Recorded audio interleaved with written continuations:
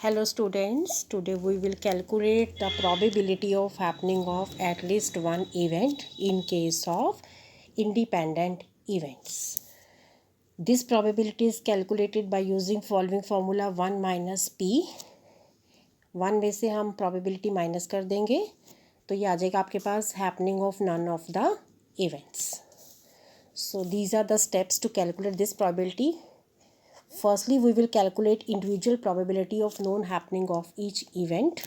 Then, combined probability of known happening of events is calculated by multiplying individual probability of known happening of each event. Let us take example.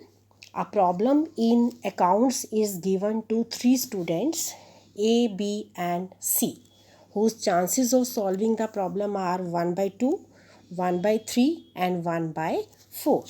What is the probability that problem will be solved?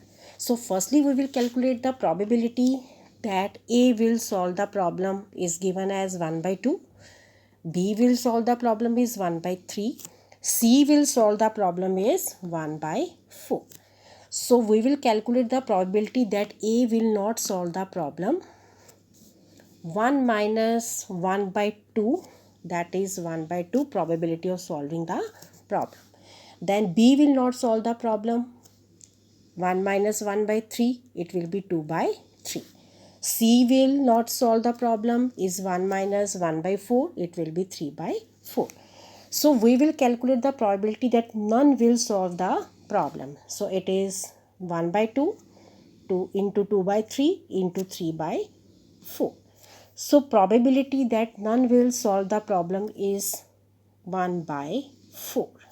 Now we will calculate probability that problem will be solved. So we will deduct this probability that none will solve the problem from 1, which comes to be 3 by 4. So this is the probability that problem will be solved. Thank you so much. Like and subscribe my video. Thank you. Thank you.